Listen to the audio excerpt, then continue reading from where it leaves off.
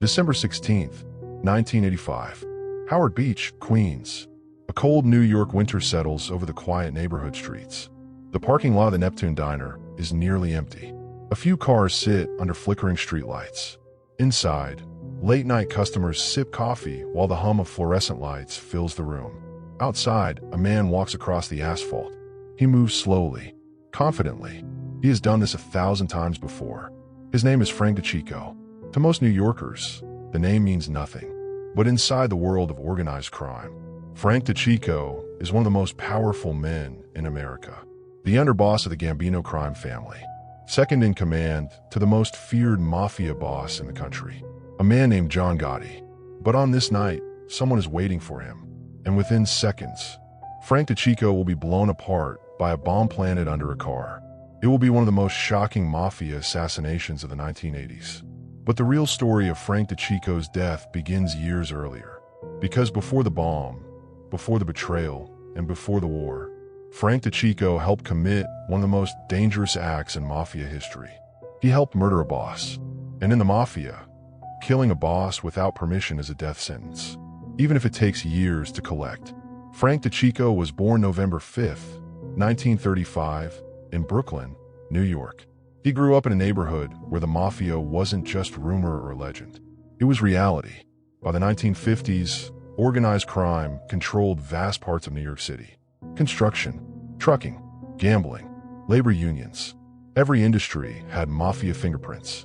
And one of the most powerful organizations was the Gambino crime family. At the time, it was run by the legendary boss Carlo Gambino, a quiet Sicilian strategist who believed in secrecy, discipline, and patience. Frank DeChico grew up surrounded by men connected to that world. One of the most important figures in his life was his brother-in-law, a rising Gambino capo named Angelo Ruggiero. And through Ruggiero, Frank DeChico was introduced to another young gangster from Queens, a man who would change the mafia forever, John Gotti. In the 1960s and 1970s, Gotti and Ruggiero worked together in a crew operating out of Ozone Park. Their rackets included loan sharking, hijacking trucks at JFK Airport, illegal gambling, and extortion. Frank DeChico was part of the same criminal ecosystem. Unlike Gotti, DeChico wasn't loud or flashy. He was quiet, reserved, but deeply respected inside the Gambino organization. Mobsters trusted him, and in the mafia, trust was rare. Throughout the 1970s, DeChico built his reputation through racketeering operations in the construction industry. Construction was one of the mafia's most profitable businesses. Through intimidation and corruption, mob families controlled union contracts and major building projects across New York. Frank DeChico became heavily involved in the cement and concrete industry rackets. Billions of dollars flowed through these projects, and mob-controlled companies quietly took their cut. By the early 1980s, the Gambino crime family had a new boss, Paul Castellano. Castellano was Carlo Gambino's cousin and chosen successor, but he ruled very differently. Instead of focusing on street crime, Castellano preferred white-collar rackets, construction, stock fraud, corporate infiltration. Many traditional mobsters hated this shift, especially the street crews. Men like John Gotti. Castellano rarely visited the neighborhoods where the soldiers operated. He preferred to stay inside his mansion on Staten Island, surrounded by lawyers and businessmen. To many Gambino members, he felt distant, disconnected, even arrogant. Tensions inside the family began to grow, and one decision made the situation far worse. Castellano banned members of the family from dealing narcotics. Drugs brought huge profits, but they also brought federal attention. Castellano believed drugs were bad for business, but many soldiers ignored the rule, and one of the biggest violators was Angelo Ruggiero. Federal investigators had secretly placed FBI surveillance bugs inside Ruggiero's social club. On the recordings, agents heard something alarming. Angelo Ruggiero and others openly discussing drug trafficking. Under mafia rules, selling drugs without permission was punishable by death. When Paul Castellano learned about the recordings, he was furious. He demanded to hear the tapes. Ruggiero panicked, because the tapes could expose dozens of Gambino members, including John Gotti. If Castellano heard them, executions would follow. And Frank DeCicco was caught in the middle of it all. He understood what was coming. Inside the Gambino family, the tension was reaching a breaking point. Meetings were held in quiet backrooms. Voices lowered, decisions whispered. For John Gotti, there was only one solution: remove Paul Castellano.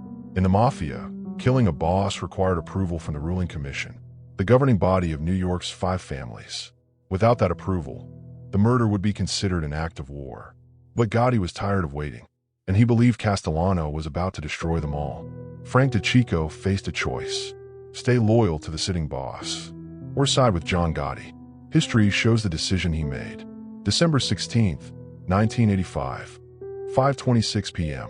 Outside Spark Steakhouse, Manhattan. Paul Castellano steps out of a black Lincoln Town car. Beside him is his loyal underboss, Thomas Bellotti. They are walking toward the restaurant entrance. Across the street, several men watch from the shadows. Heavy coats, hands in pockets, waiting. Inside a nearby car, John Gotti sits silently. Next to him is Frank DeCicco. They are watching everything unfold. Moments later, the gunmen cross the street. 4 men approach Castellano and Bellotti. Then the shooting starts. Bullets tear through the cold December air. Both men collapse on the sidewalk, dead within seconds. Paul Castellano, the boss of the Gambino crime family, has just been executed in the middle of Manhattan, and Frank DeCicco helped make it happen. Within days, John Gotti declares himself the new boss. Frank DeCicco becomes his underboss.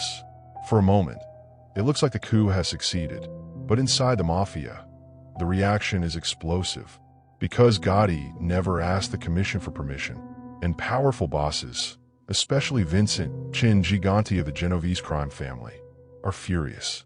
In their eyes, John Gotti has broken one of the most sacred rules of organized crime, and anyone who helped him is now a target, including Frank DeCicco. At first, the Gambino family believes they have won. But quietly, in dark backrooms across New York, a decision is being made. A decision that will end in blood and an explosion. One that will tear Frank DeCicco apart. But the men planning it will take their time, because in the Mafia, revenge is never rushed. December 1985. The murder of Paul Castellano sends shockwaves through the American Mafia. For decades, the Mafia had operated under strict traditions, rules that were meant to prevent chaos. One rule above all others: a boss could not be killed without the approval of the commission, the governing council of the New York Mafia families. John Gotti ignored that rule, and the consequences begin immediately. Inside the powerful Genovese crime family, boss Vincent Chin Gigante is furious. The Genovese family had long been the most powerful organization in New York. They valued secrecy, discipline, control. What Gotti had done outside Spark Steakhouse was reckless, public, and humiliating for the entire Mafia. The assassination had happened in broad daylight, in Midtown Manhattan, with witnesses everywhere. Television cameras broadcast the images across the country. 2 powerful mob leaders lying dead on a New York sidewalk. To men like Chin Gigante, it was a disaster. Worse still, Gotti had crowned himself boss without permission, and standing beside him was his new underboss, Frank DeCicco. For the Genovese leadership, DeCicco was just as responsible for the coup. He had been present the night Castellano was murdered. He had supported Gotti's rise, and now he was helping run the most powerful crime family in America. To Gigante, that cannot stand. January 1986. The Gambino crime family begins reorganizing under its new leadership. John Gotti quickly builds a loyal inner circle. His brother Gene Gotti, capos like Salvatore, Sammy the Bull Gravano, and of course, Frank DeCicco. DeCicco was known as a stabilizing force. While Gotti loved attention and media headlines, DeCicco preferred quiet meetings and traditional Mafia diplomacy. He understood that the other families were angry, especially the Genovese. Many believed that if anyone could smooth things over, it was Frank DeCicco. But behind the scenes, Vincent Gigante had already begun planning something else. Inside the Genovese crime family, Gigante had a trusted ally, a powerful captain named Anthony "Fat Tony" Salerno. Salerno had long been one of the most influential figures in New York organized crime. Together, Genovese leaders began discussing how to respond to Gotti's takeover. But attacking John Gotti directly would be dangerous. Gotti had become extremely cautious after the Castellano murder. He traveled with bodyguards. He constantly changed routes. He rarely stayed in one place long. Frank DeCicco, however, was different. He was visible, approachable, often moving around Queens and Brooklyn without heavy protection. To the Genovese leadership, DeCicco looked like the weak point. And if they couldn't eliminate Gotti, they could eliminate the man standing beside him. The job of carrying out the assassination would fall to members of the Lucchese crime family. At the time, the Lucchese family was led by boss Anthony "Tony Ducks" Corallo. Corallo had strong ties to the Genovese family and was deeply angered by the Castellano hit. Through Lucchese underboss Anthony "Gaspipe" Casso, plans began forming. Casso was one of the most ruthless mobsters in New York. Cold, calculating, brutal.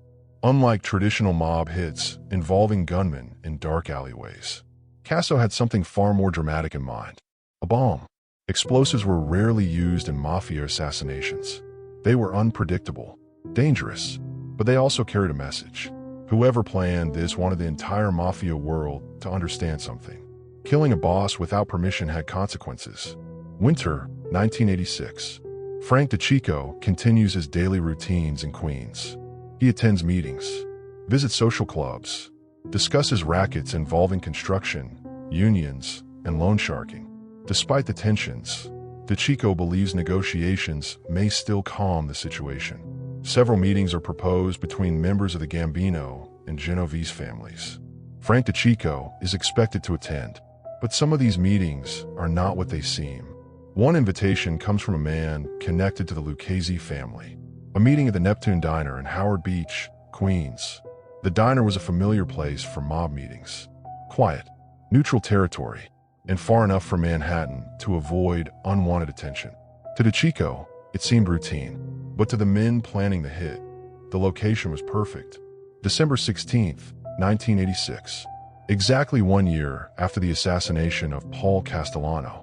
The winter air over Queens is bitterly cold. Shortly after 4:30 p.m., Frank DeCicco arrives near the Neptune Diner. He is driven there by James Fila, a Gambino capo. The streets are quiet. Cars move slowly through the neighborhood. Nothing seems unusual. DeCicco steps out of the vehicle. The meeting is expected to happen inside the diner. But as he walks toward another parked car, something else is already waiting. Underneath the vehicle is a carefully placed remote control bomb. The explosives had been hidden earlier that day, planted by members of the Lucchese family working with Genovese leadership. And someone nearby is watching, waiting for the exact moment. Frank DeCicco leans toward the car door. He reaches out. For a split second, everything is still. Then, a massive explosion rips through the parking lot. The blast shakes nearby buildings. Windows shatter. Smoke fills the air.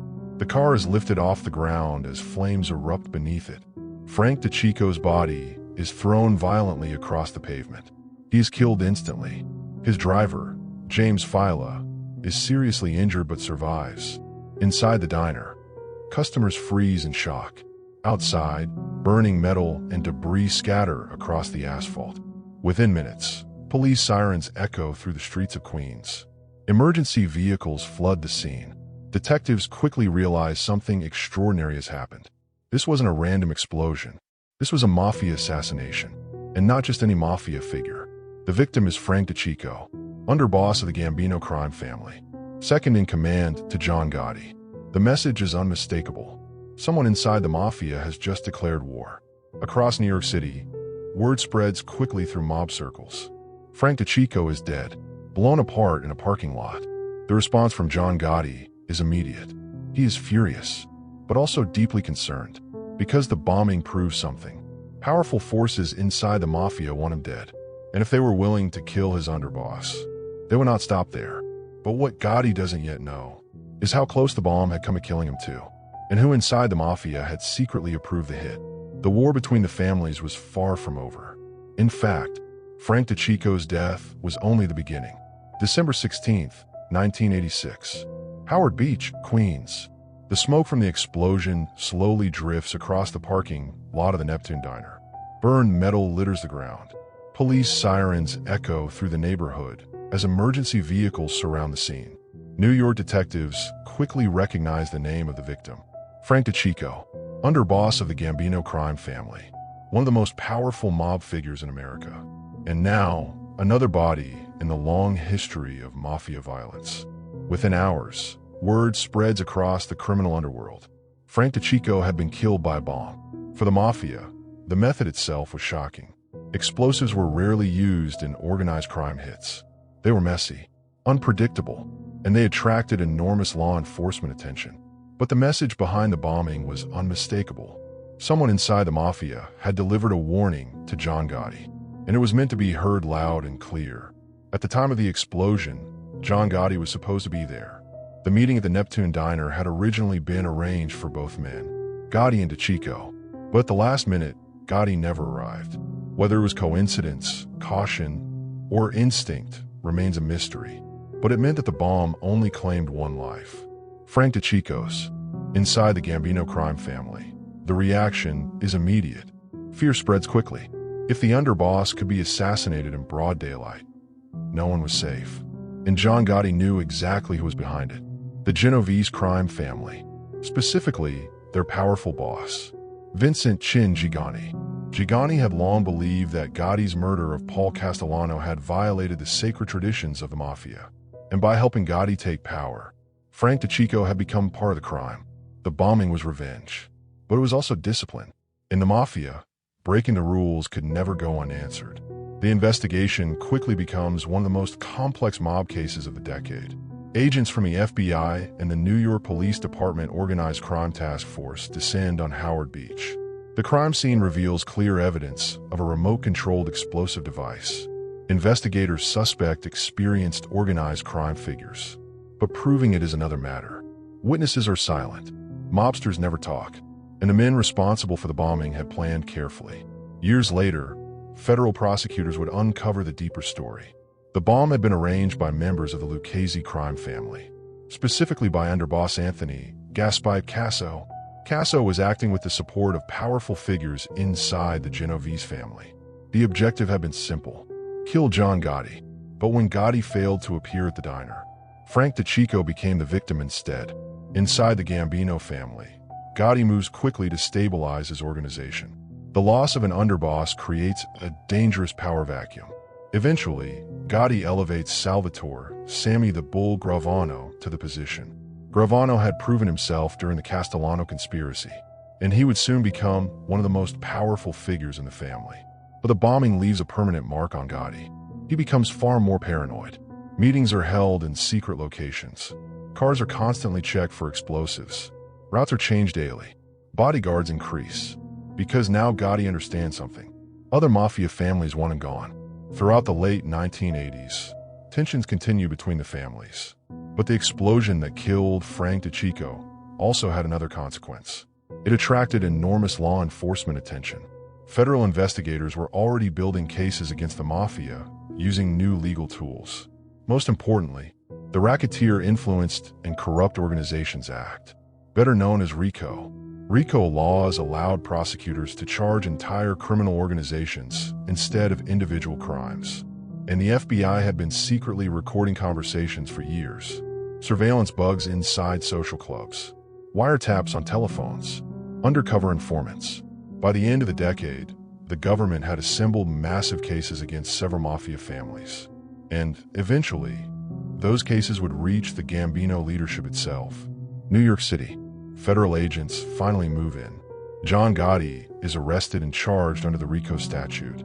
The indictment includes multiple murders, racketeering operations, and conspiracy charges. But the most devastating blow to Gotti comes from inside his own organization. His underboss, Sammy the Bull Gravano. After his arrest, Gravano makes a decision that would shake the mafia to its core. He agrees to cooperate with federal prosecutors.